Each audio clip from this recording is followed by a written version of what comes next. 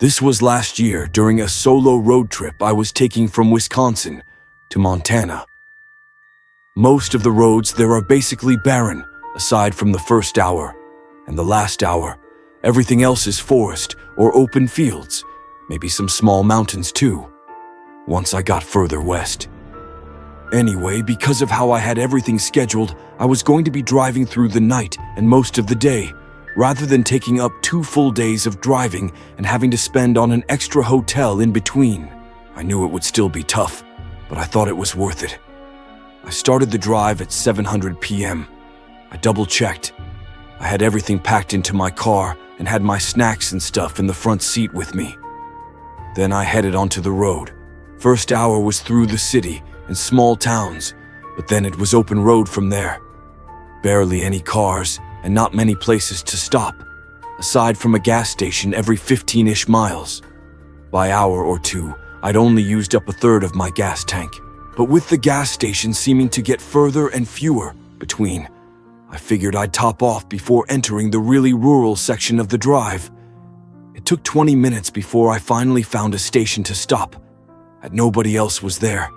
It was just some really small place with 4 gas pumps. The convenience store wasn't even open. I pulled in and parked next to a pump, getting out and starting to pump the gas. I don't know if it was because the place was older, or maybe hadn't been filled up in a while, but the gas was coming out really slow, like almost a whole minute just for 1 gallon to come out. I leaned up against my car and just waited. That's about when another car came down the road. The speed limit was 55, but it looked like they were only going 20 or 30 initially. Passing the gas station, but then slowing down and backing up.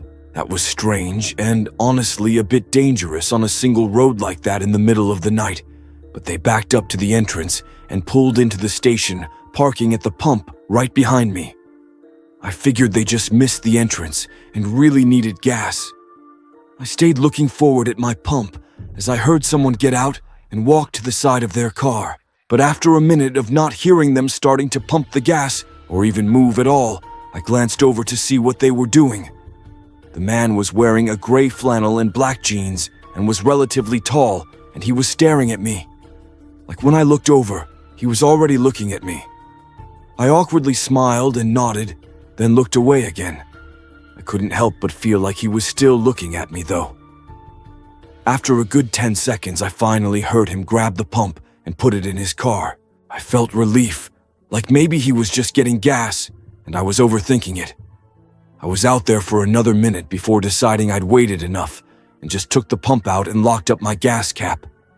When I did, I saw the man looking at me again.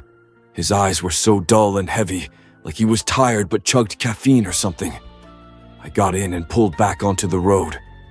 Weird guy, I thought, but I didn't put too much weight on it. At some point during the next 3 hours of the drive, it started raining.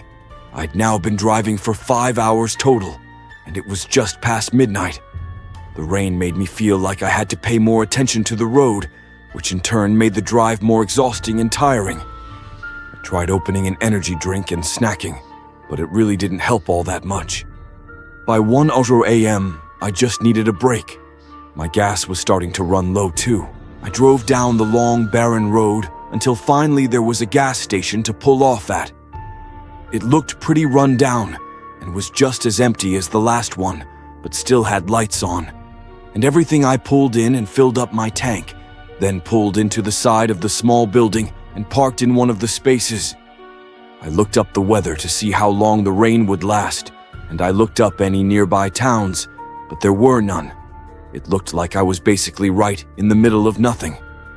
I ended up deciding I was good to take a 30-minute nap just to refresh myself, and hopefully the rain would slow down too. I leaned back and fell asleep. When I woke up, rain was still slapping against the roof, and my alarm hadn't gone off yet.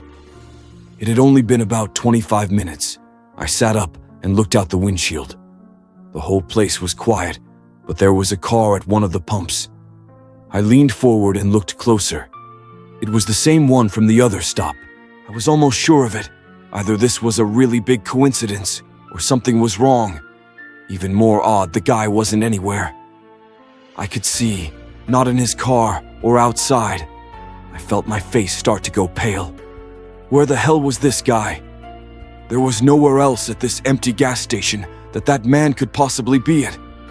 Whatever this was, I didn't want to stay to find out. I turned on the car and put it in reverse. But when I looked in my mirror as I backed out, I saw him, not behind my car. He was in my back seat, eyes piercing through the dark at me. I jolted forward and kicked my door open, jumping onto the pavement. The car was still in reverse, so it was slowly backing up. I started running, but I never heard the man get out of the car. I ran into the woods, then watched as my car continued to roll back for a while, then suddenly stopped. A second later, he drove away, leaving me stranded at some unknown gas station in the middle of nowhere. It was then I realized my phone was still on the dashboard. I stood there in shock for a minute, standing in the rain and taking in the reality of the situation. Then I looked over at the car. He just left his own car. I walked over and found the door to be unlocked, keys in the ignition and random groceries in the back seat. And by some odd chance, I found the phone laying on the floor by the passenger seat. It was locked, but I was still able to call 911 on the lock screen. I didn't realize it at the time. I guess I thought whoever stole my vehicle was just stupid and left everything behind, but this car wasn't theirs. It was also stolen. Everything in it was from someone else that the man had done the same thing to as he did to me. Though from what I heard, they weren't as lucky to get out completely unharmed. When talking with investigators, they seemed to think the man didn't sneak into my back seat and let me start leaving for no reason. Likely he was going to wait until we were on the road to reveal himself. And who knows why he would want me hostage or what he planned to do. He was never found, and neither was my car.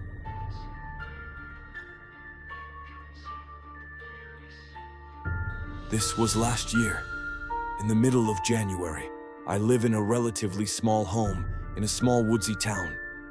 It was about 45 minutes outside of the city. I only had a half day of work, so this night I was free to chill at home. Around 7, I got an unexpected call from a friend. He said he was having car troubles and asked if I could do him a solid and give him a ride home. Maybe grab some food too. I didn't mind at all and said I'd be right over. This wasn't the first time this had happened, so we'd been through this before. I grabbed my jacket from the front closet and got my keys, then opened the front door to leave. As soon as I opened the door, my whole body jumped. There was a man standing right in front of me on the porch, like literally a foot away from the door. He had a heavy coat with a black gator neck scarf covering his lower face. The man didn't move at all, though, like he wasn't equally as startled as me. For a second, I was just embarrassed for getting spooked like that. But then I immediately got curious why he was here. Before I could ask, he apologized and said he was just about to knock. I said it was all right and asked what he needed. The man took a second, then asked if I was David or Daryl. I don't know, something like that. Whoever it was wasn't me. I said no. And the man just said, okay, and started walking off the porch. I stepped outside and shut and locked the door behind me, making sure the man walked all the way down my driveway and away from my home. Before I got in my car, I pretty much thought about that weird encounter. The whole drive to my friend's work. My home was in a secluded neighborhood. Like, you don't get random people just going up to people's houses very often, because they were so deep in the woods with long driveways if he was just someone looking for someone else. I guess that did explain it, though. I picked up my friend, and we grabbed a quick meal at Culver's. Then I drove him to his place and dropped him off. It was around 9 p.m. by this point. It was snowing just a little bit, but otherwise it was pretty calm outside. When I got home, I pulled into the driveway and walked up to the front door. Unlocking it and getting inside, I took a moment to warm up, then hopped on the couch and turned the TV on. I didn't keep track of time after this because I didn't have to work tomorrow, so there was no need to. If I had to guess, I was probably on the couch for 2 hours before I got tired. I got up and stretched, turning the TV off, and and starting to walk over to the stairs. But when I passed by the front door, I suddenly remembered that guy that was outside earlier. I'd pretty much forgotten about it up until now. Now that I was thinking about it, though, I walked up to the door and looked out the peephole. Just to ease my mind, nobody was on the porch, and the night still looked calm, still snowing and not very windy. However, after a second, I noticed something going across the driveway. It wasn't clear, so I had to open the door to get a better look. There were shoe prints in the thin layer of snow. They seemed to come all the way up the driveway from the road and near my car. Then they walked off into the yard, where the trees blocked my view. Immediately, I felt very unnerved. I shut and locked the door. If this was the same guy as last time coming back again, then something was seriously wrong. I kept looking back out the windows as I tried to think of what to do next. Thinking back on how strange my interaction with the guy was earlier only made it worse. In the moment, I was concerned enough to call the police. I dialed 911 and stayed by the window as I explained my situation. As I was talking, though, I kept hearing something subtle. Every time I'd pause and listen, I wouldn't hear it anymore. The operator probably thought I was crazy. But about a minute into the call, there was a violent thud against the back of the house. I almost dropped my phone from how much it made me jump. I hurried over to the hallway, hearing another loud thud. As I looked down, there was someone outside the back door. With the reflections of light from inside the house, contrasted with the dark outside, I couldn't see anything but slight movement behind the door. Another thud crashed into it. It was heavy. They definitely had some kind of weapon or something to break the door down with. The operator told me to either find somewhere to hide and lock myself away or find an escape. I decided to grab my keys and sprint to my car. Even though I knew the man was behind my house, it was still terrifying running out into the open. There could have been more than one person or even someone waiting by my car. Thankfully, there wasn't, and I was able to get away. It was a good thing I left, because when the cops got there, the back door had been beaten open, and watery shoe prints filled the house, but nobody was inside. All I could really give the officers was a description of the man who was at my doorstep, which there was no actual evidence of it being the same person. So if they did find him, it wouldn't do much anyways, but they never did. Whether or not it was him, though, I think I got lucky that I ran into him on my way out of the house. Had I not, I wouldn't have checked out the door before going to bed. If I was asleep already, maybe they would have been more subtle with breaking in. I don't know. But what's so unnerving is that this all happened on just an ordinary day. There was no way to know. It could be any day that something like this happens, with him still out there. Sometimes I feel like I'm just waiting for it to happen again.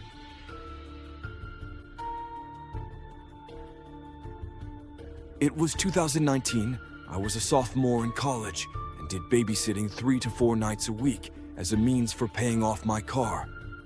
For about a month, I had this 3-year-old boy that I'd watch once a week. The parents were soft-spoken, but friendly. They'd always leave around bedtime, so all I'd have to do is make sure the kid stayed asleep and was okay while they were gone for usually 4 to 5 hours. This night, I pulled in at 8:00 p.m. I said hi to the parents who mentioned the kid was already in their room asleep. Then they thanked me and left. I never asked what they did, going out this late every week. I think they mentioned one time that they went to the city. Maybe it was like a date night or something. Anyway, I put my bag down and did a walkthrough of the house like I usually did, then sat on a chair in the living room. They'd always say, "Feel free to watch TV or cook dinner or whatever," but usually I just sit on my phone to pass the time. Occasionally walking by the kids' room to make sure they were okay. Not even an hour in, though, I got a call from the mother. I obviously answered, but I was confused when she asked if I called her. Just now, I said no. I was still at the house and hadn't called for anything. I guess she had gotten a call from an unsaved number, but nobody said anything when she answered. She thought maybe I'd gotten a new phone or was using a different one or something, and the call just didn't come through correctly. I assured her we were all good here, and she said, "Okay," and hung up. I thought nothing of it. She was probably just a concerned parent, wanting to make sure everything was good. I did another check on the kid, then sat down again. About 20 minutes passed. I was still on my phone watching a video when I saw headlights shine into the front windows. The light came in through the cracks between the blinds. I thought it was just a neighbor pulling into their house. But after a couple minutes of the light not shutting off, I got up and peeked out the window. There was a dark, gray sedan parked right out front of the house by the curb. It was old and rusty, and the windows were blacked out. I was so focused on the car for a minute, I almost didn't even notice the guy standing a few feet from it. They were closer to the end of the driveway, standing near the sidewalk and looking up at the house I was in. I was a little concerned, but I didn't want to confront them since it wasn't even my house. So I just watched from the window. After a minute, he walked back to his car and got in.